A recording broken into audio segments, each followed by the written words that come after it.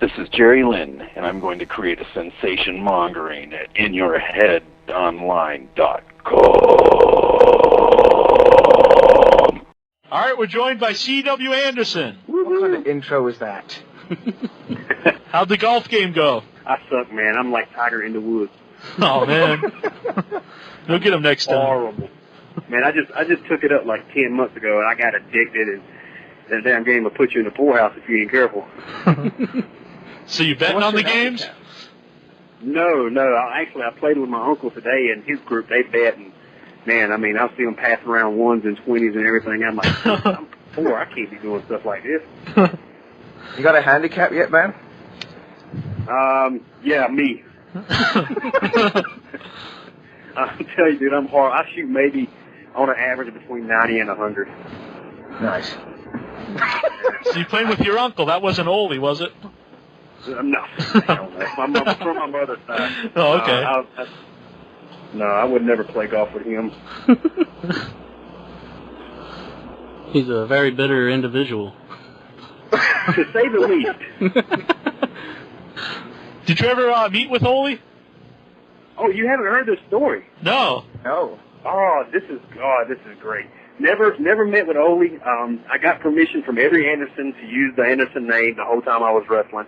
Last summer, they were doing a show down in Charlotte, North Carolina, and the guy was bringing Ole in and making this big angle out of it with, me meeting him for the first time and trying to get the blessing and whatnot. Mm-hmm. So, the first time I come up to him, I said, hello, Ole. I said, my name's, Chris Wright. He looks at me and goes, are you the Anderson? I go, yes, sir, that's me.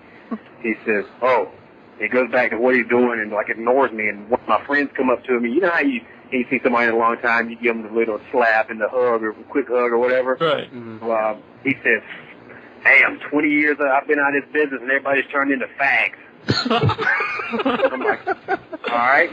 I give him that. Well, the angle that we were doing was he was going to go out, accept some kind of award, and I was going to go out, and kind of interrupt it and say the whole nine. Well, I should be thanking him the most because of him. It became me, blah, blah, blah. Well, he didn't want to do anything. He wanted to sit at his table and sell his damn book. So the people that were filming it at High Spot asked me, they're like, well, what are you going to do? We really want you to bury him for him being so bitter because he got paid good money to come in. He talks, crap to everybody, even the promoter, the guys that brought him in, everybody. He just, downgraded everyone. So they said, after the match, and you go up to him and ask him for his blessing, stick out your hand. If he shakes it or whatnot, then bury him. Well, I started working Chris Hammock that night, and I go up to him after the match, and I'm blown to hell. I'm sitting, I can't hardly breathe. And I said, Ole, and I had just gotten back from Japan. I said, Ole, this on the phone. I've traveled a long ways to see you tonight. And he looks right at me and goes, I don't give a shit. Well, that's what we got you here to bury Ole. And You want the dirt. Okay. And I'm like, damn, well, and then after that point, I was like, well, screw it. I'm not going to do what I'm supposed to do. I walked up to him and said, for 11 years I've been in this business. I've respected the Anderson name. I've done everything I could to elevate it. I said, I'm sticking out my hand to shake it. Either you shake it or you don't. It's totally up to you. So he stands up. He shakes my hand. I said, now I'm going to take the name that you brought to this level, and I'm going to take it to this level. Then I went into the back and cut some little 5-minute thing on him about how pissed off I was. And I'm a very respectful person. I respect all veterans and respect anybody that disrespect me. Right. And he disrespected me, disrespected my best friends, my girlfriend, everybody. And, I basically told him that I wouldn't even go visit his grave if he was living in my backyard. Wow. So that didn't go very well, that meeting. No. It went totally the opposite of what I was expecting. And everybody told me that has known him said, he's bitter, don't look for much or whatever. And I'm like, well, maybe after he sees me wrestle, maybe he'll, be a man, shake my hand, say good going or whatever. And stood up and shook my hand, sat right back down. How about Arn? Did you ever meet with Arn? With Arn Anderson? Yeah, those are the WWE deals I've done. I've met with him, we've talked a few times, never about the Anderson name or anything, but he kind of gave me his blessing once I was at ECW and once I got the Enforcer moniker from Paul and Tommy. You know, he told Bill Atcher in some kind of interview that I was one hell of a worker. And he, you know, he was glad that somebody like me had the Anderson name, and he hoped I had better success with it than he did. Now, I remember seeing something where he said that you were a good worker once. Yeah, that was probably the interview that Bill Atcher did with me right after my I Quit match that came in one of the magazines. Oh, okay. Was that with Dreamer? Yeah, that was with Tommy. Was that the one that used the razor wire? Yeah, that was it. It was supposed to be barbed wire for the finish. You know, he ended up wrapping the table around my head. It was supposed to be barbed wire, but we couldn't find any. You know, a company that was good on tables, ladders, and chairs and barbed wire. Hell, we didn't have none. So we go out and we steal it off somebody's garage fence or something like that, and one of the ring crew brings it back. And I thought, you know, I said, hey, there's barbed wire. He goes and gets the wrong damn thing. He goes and gets razor wire. I said, Tommy, you ain't wrapping that around my head. There's no way. That must be pretty scary.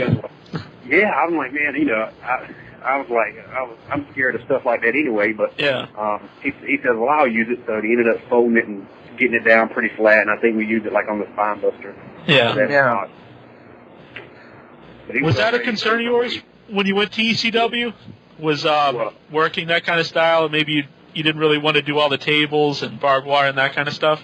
It didn't actually. I never had to do barbed wire until I went to MLW and did that little program with Terry Funk and Corino or whatever. But that stuff didn't bother me because on the indies I did it anyway. Even though I wrestled, I would, you know, implement tables and chairs and ladders and stuff. And the only thing that actually would bother me is the first time I'd work somebody like Balls Mahoney or New Jack or Sabu. You know, you see these guys on TV, and before every match I'm damn near throwing up because I'm so scared and nervous. But afterwards, you know, I love working with those guys. They took care of me, you know, so much, and, you know, I never got hurt working with them. It was just, you know, Balls' chair shot would knock you in next week. I was going to ask about that. Is it true he had the stiffest chair shot? I got hit with it 15, 20 times maybe, and every time was a concussion. And he would get pissed with me because he was like, why didn't you tell me you got a concussion, CW? I'm like, Papa, Jesus Christ, you're the closest thing to a caveman, and here you are waffling me with this chair. What do you expect? Right. I think you might have answered my one question I had. Was you said your name was Chris Wright? Is that where the CW came from? Yep, actually it was. I was trying, when I was given the Anderson name, a guy named Pat Connors, who was running the Anderson gimmick, used to be my tag partner, told me to come up with a 3-letter name because his name was Pat. You had Ole, you had Orange. For like 2 weeks, I'm trying to come up with something. I come up with like Ike and Cal Anderson. Yeah, could you imagine me being called Cal Anderson? How gay is that? But he said, one of my great friends, Randy. I said Ole wouldn't have shook your hand then with Cal. No, if I was called Cal, no, he just put a pink bow on me. But if one day I'm getting ready to do some little TV interview for a local station, and a lifetime friend of mine, Randy Driver, that, you know, he's one of my baseball coach, he said he was a manager. And I said, look, Randy, I can't come up with anything. I said, what are we going to call me? He says, I will use your initials and call you CW. That worked out. Yeah, you know, that's where. And they're good because I got to do my little stupid CW, my little hook. That's all I got. I was going to ask, when did you start doing the hand symbol? Probably 96, 97, right before I went down to the power plant. There was a guy named Tom Casati that was a manager, and he used to come out doing a big C for his group called Casati Wrestling. And one night I saw him doing that, and I was a huge fan of Tupac's music. And, you know, he always did the website and stuff. Right. So just kind of put it together, and it just kind of caught on. Because I've always been told you got to have some kind of hook for people to, you know, to get with you in wrestling one way or another. You got to have that hook. Yeah, I think everybody remembers the CW sign. Mm-hmm. I used to do it along to the TV. Yeah, that's all I got. After that, it's all downhill. You got the spine buster, man. A pretty good one. Well, yeah. Everybody tries to copy me and tries to implement it. You know, Arn did it first. I just perfected it. Nice. How was the power plant? Brutal, man. The first 3 days were hell. I wanted to kill Buddy Lee Parker. That's how bad I hated that man. He put my body through torture, and I didn't know my body could go through so much pain and everything. And when I came in, I was kind of these two guys that were there that were my former students. One of them, you guys probably know by the name of Lodi. Yeah. You know, he was there, and then another good friend of mine that was his tag team partner. His name was Curtis White. He ran as Toad and actually did a little WCW stuff at the end as Frog with PG-13. They were already down there, so when they brought me in, Sarge knew I was kind of their boy, so he kind of laid into me a little harder than normal. And, you know, you were doing 1,500, 2,000 squats a day, 600 push-ups, and you were sprinting, 45 minutes to an hour constantly, and you did these ring drills, and from 9 a.m. to 3:30 in the afternoon constantly.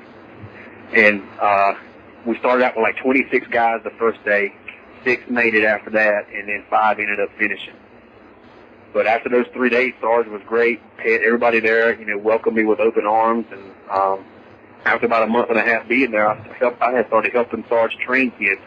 When Chuck Palumbo and Mark Jindrak and the Natural Born Thrillers come through, Sarge had so many people in there, he couldn't train them all, and he would always send them over to me and Toad to help train. So after those 3 days, you didn't hate him anymore? No, after the 3 days, like the third day, which was a Friday, Lodi was driving me home, and my body was so past the point of exhaustion, I was passing out, and I'd wake up screaming because I had nightmares of Sarge in my face hollering at me. Man. But after those 3 days, he was great. He was like a totally different person. No, I guess that's his way of testing the guys, see if they had what they were tough enough. He didn't want the couch potatoes and guys that see it on TV and think, I can do this. He didn't want those people in there. So when he come in there, first day, man, every day he had an attitude. He'd throw his bag, and they were right. He's a little ball of dynamite, man. He's just a little fire plug. Did you ever wrestle in WCW after the power plant? No, I did.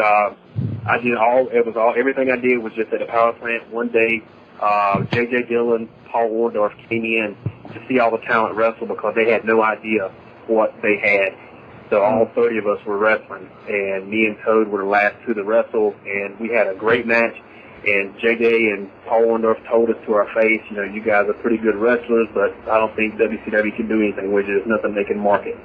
And we don't think you could ever make it in this country. They didn't think you had the right look, I guess? No, they didn't think I had the right look. I guess it was something they couldn't market. So after that, I got frustrated. That was about the time Paul Orndorff was about to take it over. So that's when I decided to ride with Toad that day because he had the ECW tryout, and I just went up with him to say hello to everybody and ended up getting my job that night with them guys. Now, they did a documentary for BBC, I think it was BBC 2 over here in England in the power plant. And I think it was around the time frame that you would have been there with Elix Skipper, and the host took part in a couple of hours worth of the tryout. I think that was the Weird Weekend. Yeah, Louis Theroux's Weird Weekend. And within 2 hours, he was vomiting all over the place and crying. That's how it was. Sarge would push you past your point and see if you had any kind of heart. He would get you in the middle of the crowd if he thought you were about to go on and tell you to get on your back and kick your arms and legs and make you say, I'm a dying cockroach, sir. And then once you said it, he'd get all over you for saying it. Oh, man. So you were... it's all... Go ahead. Oh, sorry. Were you a wrestling fan growing up? Somewhat. I was more of a baseball fan because I was so good in baseball. But when I live here in Raleigh, North Carolina, still, and this is where it was like the home of the NWA with Flair and Dusty, the Midnight Express, the Rock and Roll Express. So and right down the road from me was a place called Dorton Arena, which is basically what the ECW Arena was to ECW. So every time they came, me and my little brother and my folks, they tried to take us to see the shows and to see all the wrestlers because it was just, in the mid-'80s, that's when it was so hot. But I never thought I would do wrestling. I got drafted out of high school to play Major League Baseball. So that was kind of my first love. And then when that fell through and it didn't pan out, I was, just looking for something to do on the weekends, and wrestling just kind of fell in the way. Did you get an injury in baseball? Is that why it didn't work out? Yeah, I was really a show-off. I was kind of a little hot dog because I had such a strong arm. They always compared me to a catcher over here that was hot at the time called Benito Santiago. He always threw out base runners from his knees, or he would pick them off, and that was me. They clocked me at like 88 to 89 miles an hour throwing down second base on my knees. So I would always like to show off with it and try to throw guys out and pick them off. And one time I was trying to pick a guy off first and hyperextended my elbow like bad, and heard it pop. Yeah. It put me through rehab, but it never got back right. I ended up going to play college baseball and kind of finished out my thing playing college baseball, and then I actually played a thing called Negro League Baseball, where I was literally the only white guy in the league playing with the brothers. You were the white sheep. I was, and I enjoyed it because I grew up with black guys. They were my best friends, and it was competition for me to play against those guys because they were so good. Guys that got drafted out of that league. that went on to play, minor league ball, and guys that actually played minor and major league baseball would come back and play there. So it was actually fun to play against, great guys that could throw, run, hit, and, do it all. I was checking out just some general research before you come in on the show, and it says on your website that you're currently working on being the first active American wrestler to play with the Japanese baseball team. How's that going? If they would go ahead and do it, it would be great. I never really gave it much thought until one day Steve Corino and I were out there practicing with a Japanese Little League team, and all the 0-1 guys with the bosses like Hashimoto and Nakamura, who's the office boss, and got Shinjiro Otani and Masato Tanaka, was sitting out there and watching us play. And then they got me up. The coach got me up to bat, and the coach pitched against me, and then he actually let me throw and pitch. And they were seeing how far I could hit it, how hard I could still throw. And Nakamura, who speaks really good English, was telling Steve, it would be a great publicity thing to put CW to let him try out for the Tokyo Giants. That would be great publicity for 0-1, and there's never been an American that played Japanese baseball. And they said I wouldn't embarrass them. I would actually thought I would do well. So every time I go over there, I try to push him and do it, and it is him and haw about it. So I never know. But maybe one day it'll happen. Yeah, good luck with that. Yeah, good luck. How did you get into 0-1? Through Steve Corino? Steve Corino, yeah. They were asking. They wanted another name to bring over. This was 3 years ago. And so Steve and I have been best friends for like 8-9 years, and he mentioned my name, and they knew who I was, but thought I would cost too much money. And Steve said, no, he's not, he's not one of those guys. And then like one day they were emailing back and forth, and Masato Tanaka happened to be in the office. And when he saw that they were interested in bringing me over, Masato was like, absolutely, bring CW over. He'll do well over here. And after my first match there, they got me to come back, and I've been there ever since. So it's pretty much Masato and Corino that got me over. Do you like the style working in Japan? Absolutely. It's a lot stiff. Yeah, it's a lot stiffer. It's a lot more real. When you get out of the ring, you actually feel like you've accomplished something, because the fans over there are so appreciative of everything you do. They're not like the American fans that are spoiled and like chanting stuff and just to get get over with the crowd. Those Japanese fans are really great. It's like a big event for the Japanese fans to go to a show. The men come in suits, the women come in dresses. It's like a big event for them. So when you go out there, you just act like you're performing and doing something, worth a purpose. How do you like Japan? Like the food and hotel? Yeah. Yeah, the food's horrible. I don't eat sushi. Around here we call that steak. Right. So, thank God for McDonald's and Wendy's over there, and they have a thing over there called Korean barbecue, which is they basically bring out marinated beef and let you cook it on your own little grill with rice. Those 3 things keep me alive over there. Yeah. But other than that, man, that crap, I can't stand it. You can't get your sushi well done? No. Yeah, pretty much. I like it. I like to fry it with some grits or something, on it. So.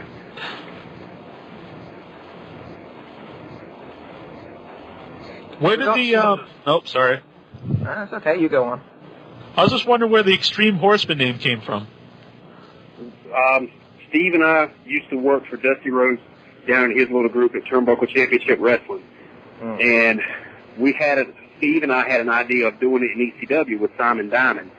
And that never panned out, of course, but we pitched the idea to Dusty Rhodes one day, and, just us 3, we never even thought about doing the Extreme Horseman, the name. And Dusty was like, he loved the idea, and he said, instead of Simon, I'm going to put Barry Windham with you guys, and I'm going to call you the Extreme Horseman.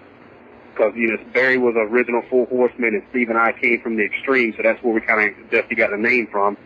And we did it one night, and it got over so huge, and then once Barry retired, we brought Simon Diamond in in that MLW group, and it got over even more. MLW down in Florida was outdrawing the ECW houses when they were down there. Did you think MLW was going to make it big? At one time, I did. Court had the wrong guys in his stable helping him out. He had former ECW bookers and guys promoting and money guys and this, that, and other, and that was a big downfall for him.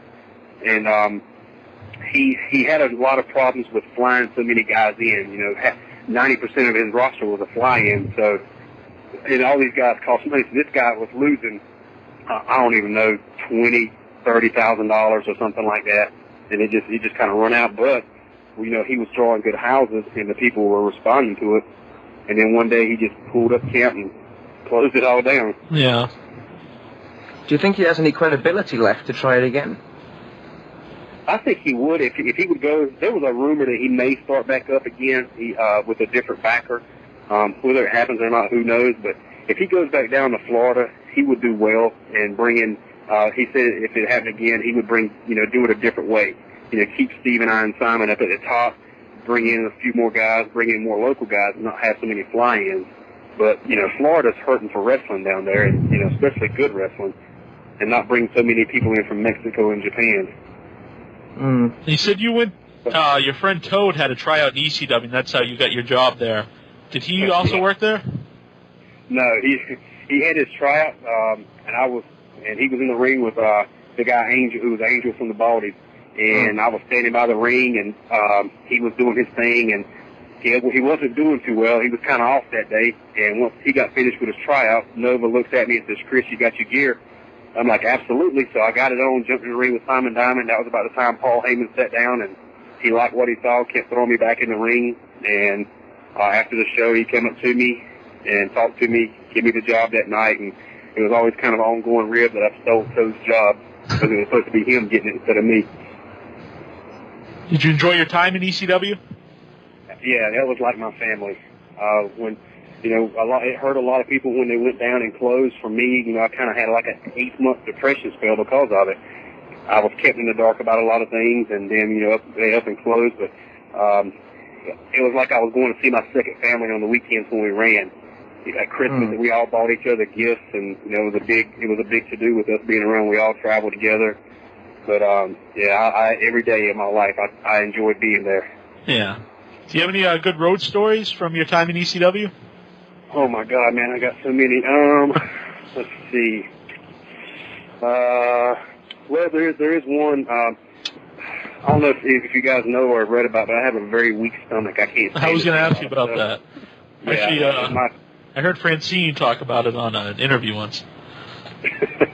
that was Tommy Dreamer's thing, was to make me throw up every night or on the weekends. That's what he got a big thrill out of.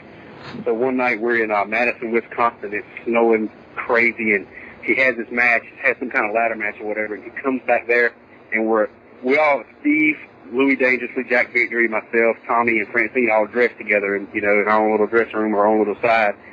And Tommy comes in the back, and he's holding his side, and he goes, "My back's hurting, and I think I crapped myself." Francine's like, "What?" He says, "Yeah, I think I crapped myself."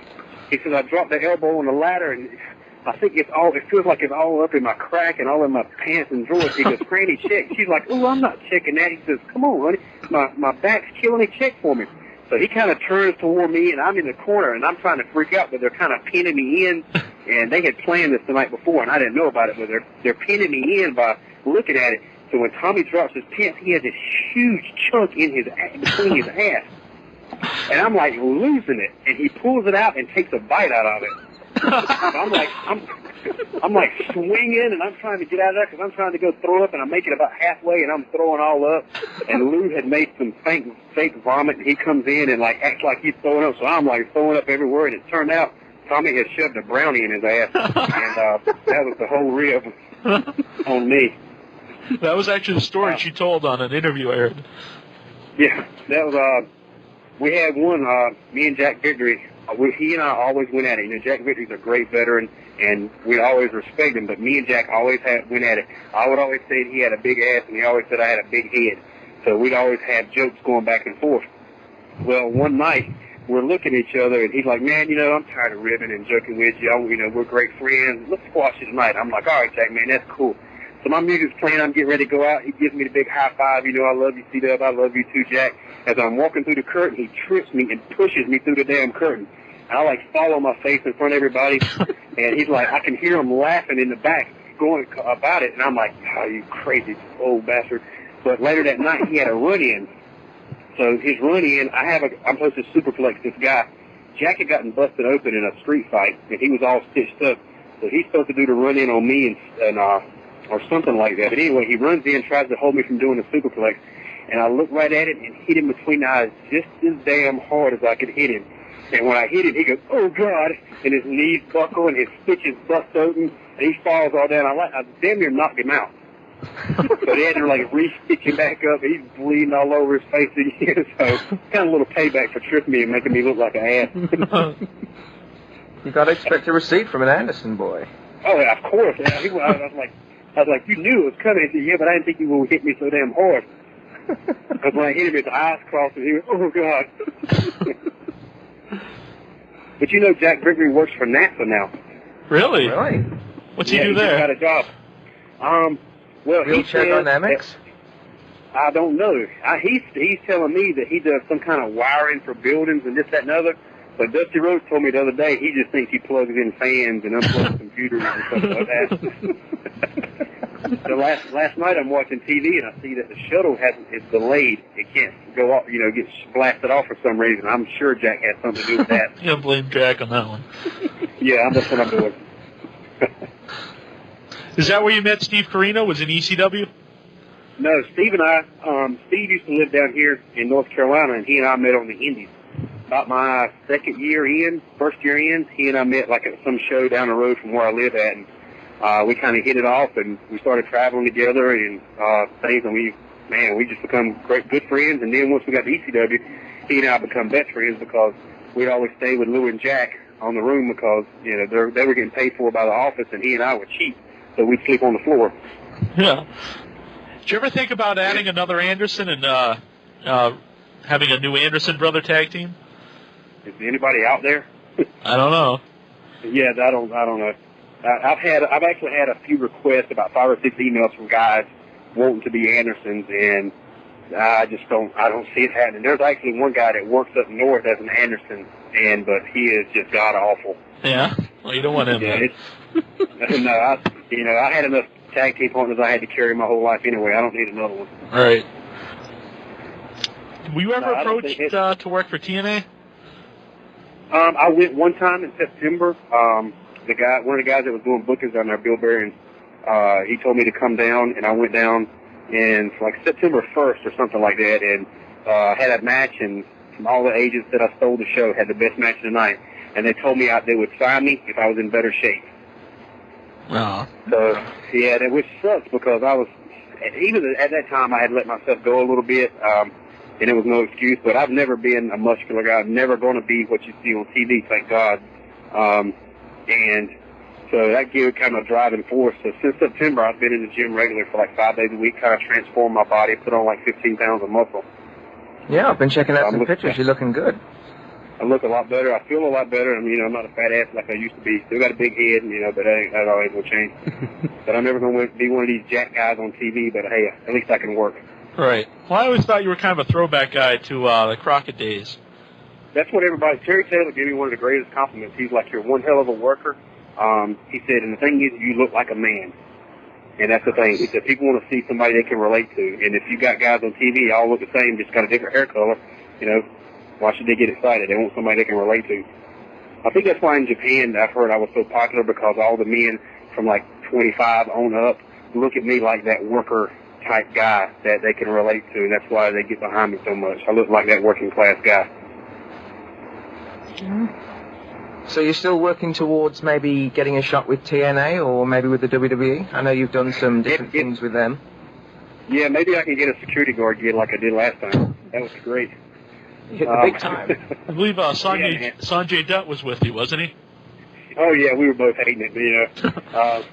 When Arn asked me that night to help him out, he goes, Brother Anderson, can you help me out be a security guard? I'm like, all right, Arn. And as I'm walking out behind JBL and them, there's like people starting to chant my name. They're throwing up the CW signs. I'm like, oh, this is freaking great. So I'm standing in the ring with my arms crossed, and I'm trying not to look at people that have the CW. People are going, CW, get me a job. Why in the hell are you doing security? You should be in the ring wrestling. I'm looking up like, yeah, I know. Because I'm looking around like, I think I'm just as good, if not better, than everyone in this ring. Remember you had a good match with, I think it was Spike Dudley on Velocity. Yes, that was Spike's call, actually. They asked him that night, that was in December, who he wanted to work, and he said, why can't I work CW? And they're like, well, don't you think the size difference matters? He's like, no, we can make it work.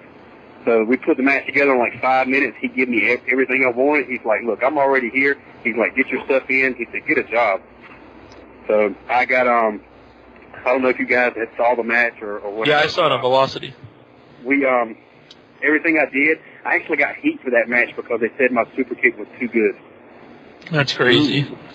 They said it should have been the finish. That Spike should have never kicked out. They said they shouldn't use it. That I shouldn't have used it. They said my spine buster's too good. I have the best punch in wrestling, and my super kick's too good. So if I use all those moves, what am I going to do? So if you lose some talent, you might get a job there. Yeah. That's it. If I start working with my eyes closed, maybe I'll get a job. So I get to the point now. I would say I get to the point now. I'm really frustrated because I don't have an ego. I never have, but I think I'm a pretty damn good worker. And it's just, I don't look like a bodybuilder. It's what's holding me back. And I thought this was wrestling, or they call it entertainment. I didn't think it was a bodybuilding show. Yeah, I think that's what's missing is someone different. Just you need just a tough guy there too, not just a bunch of big muscled up guys. Yeah.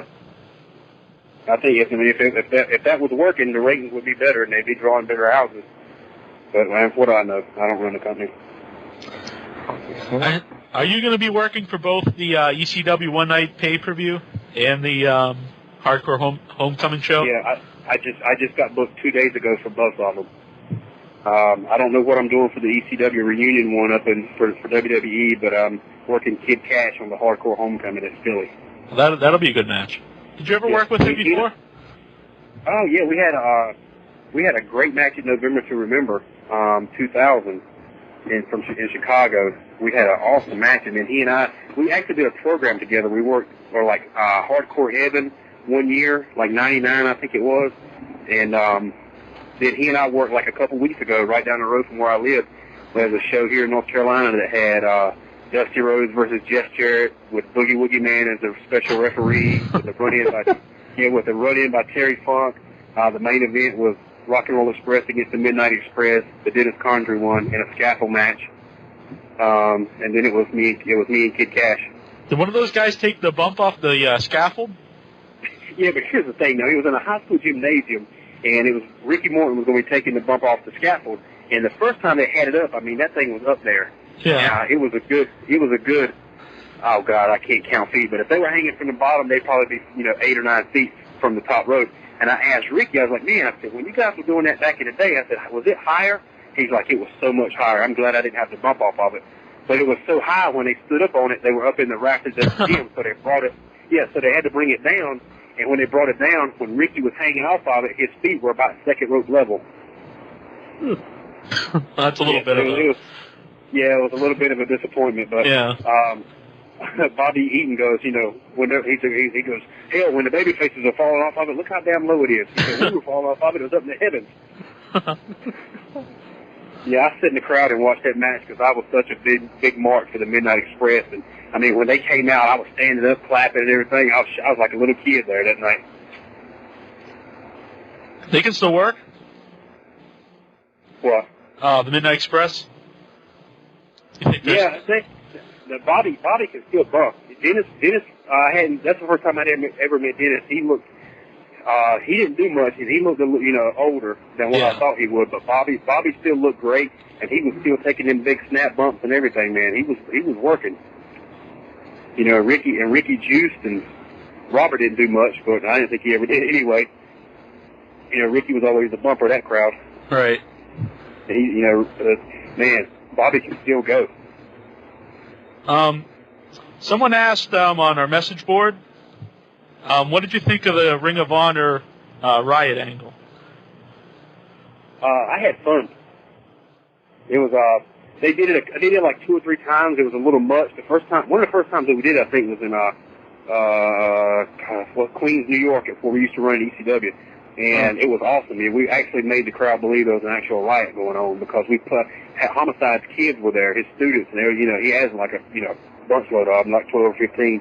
And we were all, swinging, throwing punches, and this, that, and other, having fun. I was biting one guy on the ear, and, they were licking each other and all kinds of crazy stuff. it was fun. But glad nobody got seriously hurt in it. I mean, it could have went crazy, and then all them crazy ass New Yorkers could have jumped in, and we'd have been done. Why didn't you work for Ring of Honor longer? They didn't want to pay the $100 ticket for my flight. Oh, okay. Yeah, the first time I went up there, I had a tag match, and I was booked to come back again, and I got booked to work in Japan, so I called them and let them know. Actually, I never called them to let me know. Gabe emailed me and called me a piece of crap for double booking before I could even, give them the notice that I was going to Japan. So I was crazy for double booking. What am I going to do? Work for Ring of Honor or go work in Japan? Right. Kind of silly. Why didn't I go to Ring of Honor? But anyway, he went all over the internet and blasted me and, said I was trash and how dare I double book. And to me, I guess I was the first wrestler in history to ever double book. So I guess I made wrestling history with that. But he kind of apologized afterwards because I was about to break his little ass in half. I got pissed with him and cut a promo on him on the second time. They made it into an angle. And he apologized and said he was sorry. He should have never done it. But I did work for him a few more times. But after that, they never brought me back. And I heard it was because they didn't want to pay the ticket. What kind of style do you like to work best?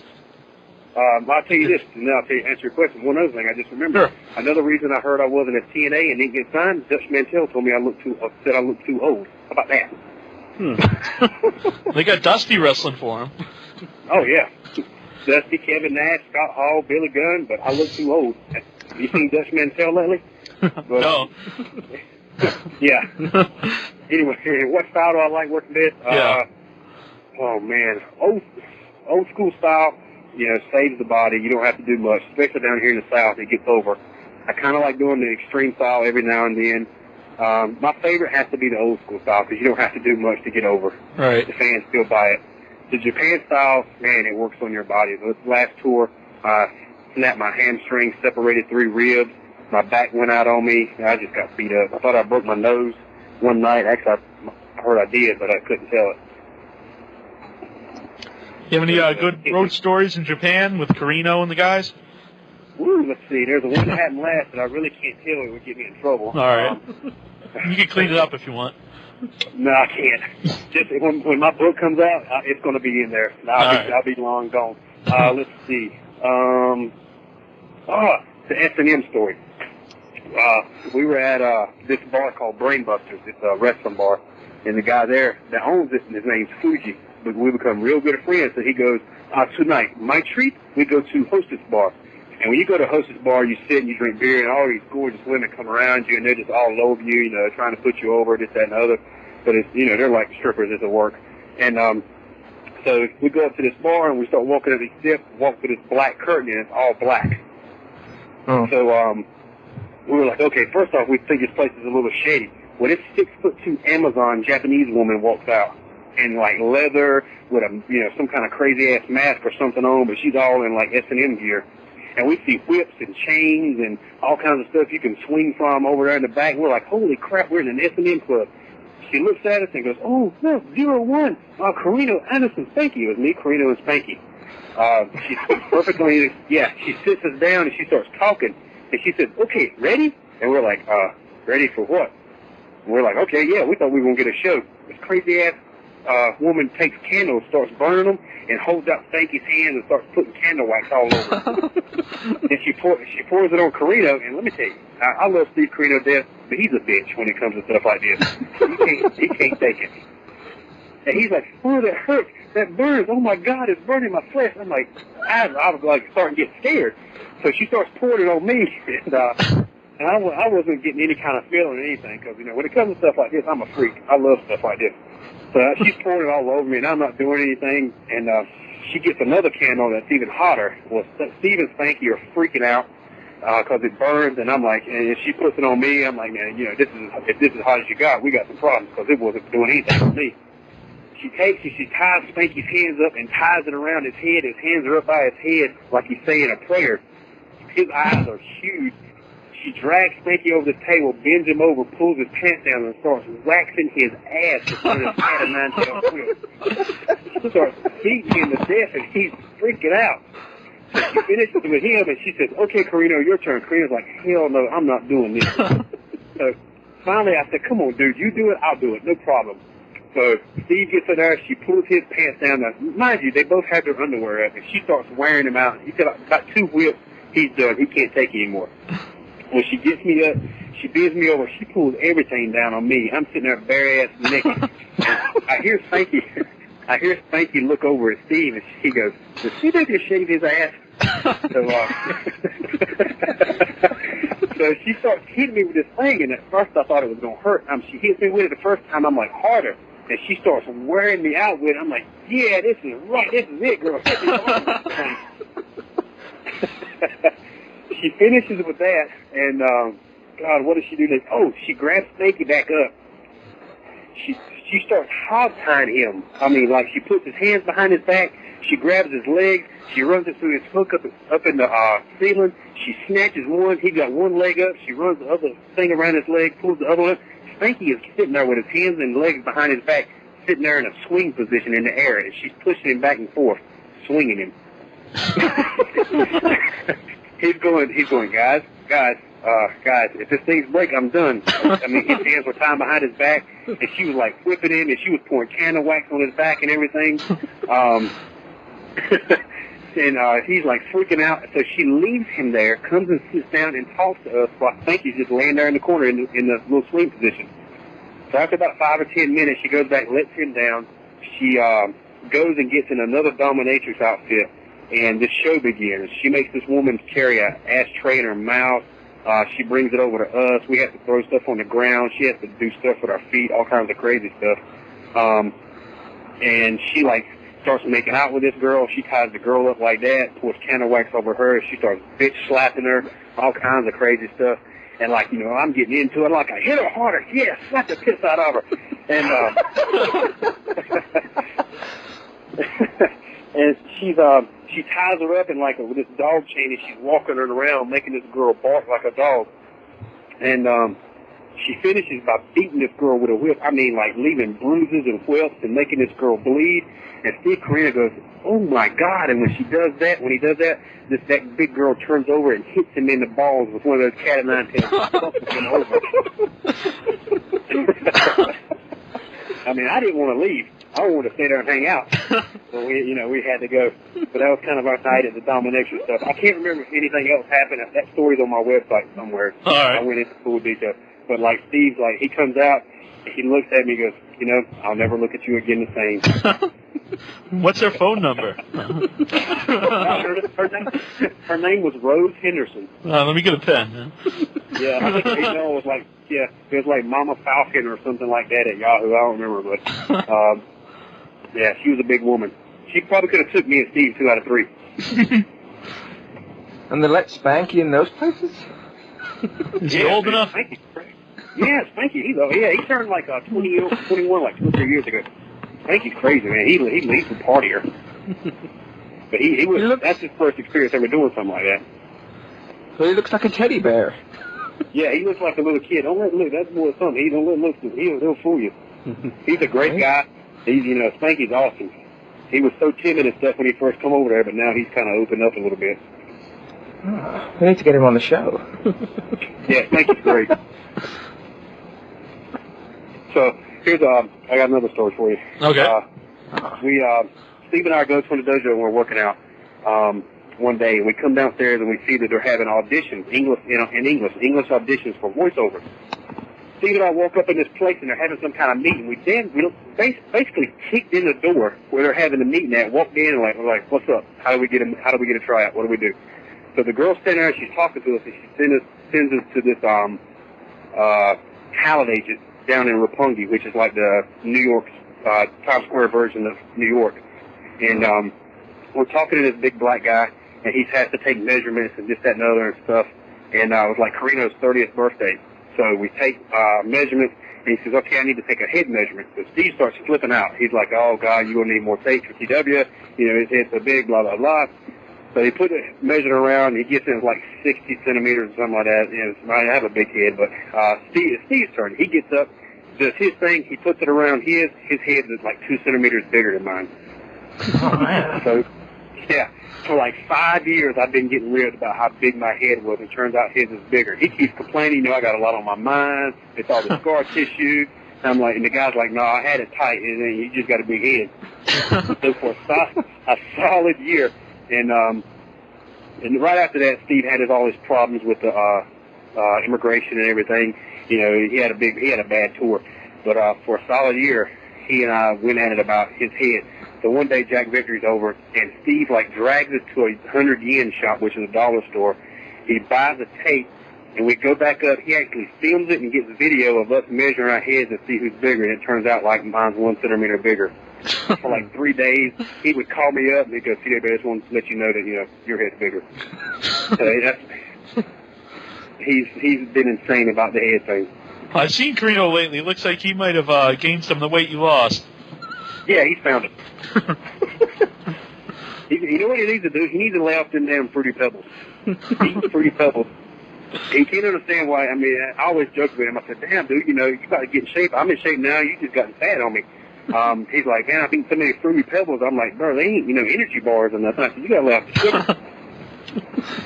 Yeah, he loves him some Fruity Pebbles. That's some good stuff, though. Fred Flintstone? Yeah, I don't know, man. I don't like that stuff. Yeah. Oh, you can't see an Anderson eating Fruity Pebbles. No, I'm a honeycombs or cookie crisp guy. You know, I can't have Fruity Pebbles. You see an Anderson boy, he's eating steaks for breakfast, lunch, and dinner. Yeah, meat, I'm chicken. Meat and chicken, that's about it. Yeah, Nice. I guess you expect me to eat it raw, too. You think some of the guys on the WWE ECW pay-per-view, they might like pick up their game to try to get noticed, maybe get a job with the WWE? They probably will. Whether it's going to do any good or not, I don't know. Yeah. I know myself. I'm just going to go out there and work the style I had at ECW, and just do, you know, the ECW style. You know, the first night I worked at WWE, Chris Benoit talked to me, and he said, "Why you don't have a job here is beyond me." You know, so he's already a big fan of my work. So I mean, I'm not going out there to impress anybody. I'm just going to do my thing. But I'm sure a lot of the guys that are not there are going to try to do stuff to get noticed. That must feel good having guys like Chris Benoit and Arn Anderson compliment you on your work. You know, it's a huge honor to get, especially from Benoit. I come back with my match that night. He looks at me and he goes, "That's awesome." He asked me, you know, he kind of knew who I was, but didn't. And he was like, "Man, where have you been working?" He said, "You're phenomenal. You got such great ring presence, blah, blah, blah." He's like, "Why you don't have a job here?" I don't know. I'm like, "Well, I guess it's because I'm not in shape." That's maybe a good reason. He said, "Oh, that's ridiculous." He said, "You can wrestle." He was talking to one of my good friends, Shane Helms, you know, Hurricane, because Shane and I grew up together. And he's like, "Man, why don't CW have a job?" And he's like, "I don't know. You know, he's got that Joey Matthews disease. He's got a great work, but, you know, can't get a job here." And, you know, Dusty Rhodes told me one day, and he still puts it over, he thinks I'm better than Arn was when it comes to wrestling. He says he'll tell anybody that, which is another compliment. Whether it's true or not, I don't know. It's a compliment coming from Dusty. Yeah, for sure. Do you try to like patent your style after any of the older wrestlers? Bobby Eaton. When I first got into wrestling, you know, I used to do the leg drop off the top rope. I actually punched like Bobby. I was just going to say, you can see the punch. Yeah, but I know I actually did the thing where, you know, where he slapped the arm. I did that. It's only like 4 years into my career that I come up with the punch I have now. It was a totally different kind of punch. It was more of a snap. I did the swinging neck breaker, everything, you know, and once I started having back trouble, I kind of got away from that leg drop because, you know, at the time, I was like 270 pounds and it compressing my fat ass and, you know, messing my spine up. Yeah. So I had to quit doing that. And I never actually patterned anything after Arn. You know, it's a coincidence I punched left-handed. I don't know why I started doing the spine buster. Maybe because it was an Anderson thing. I didn't do it no ways as good as I do now. I think that's the reason I started doing it, because Arn was doing it, you know, more of a trait of an Anderson. But I was never a Horseman fan or anything like that growing up, even when I started wrestling, until I got the Anderson name. Yeah. Well, I think we're going to have to wrap it up here pretty soon. Is there anything you want to... Huh? That's fine. All right. That's up to you guys. Is there anything you want to tell your fans out there? Thanks to everybody that, you know, watched me over the years. I appreciate you being fans of mine. If you don't like my wrestling, there's something the hell wrong with you. Other than that, everybody has their own opinion. If you want to keep up with me, go to my website, ecwanderson.com, and I thank you guys for having me on. I had a blast. Oh, thanks. It's been great. Thanks I'd like so to have you much. on again sometime. Thanks, guys. Y'all take care. All right, you too. And you, the man. Enforcer, C.W. Anderson. Later. Listen up, this is the hardcore chair swinging freak, the only king of violence, Axel Rotten, and you're the only place I'm at on the internet. That's in your head right here with my man Jack and the 1-inch bicep, the only place on the internet for wrestling news.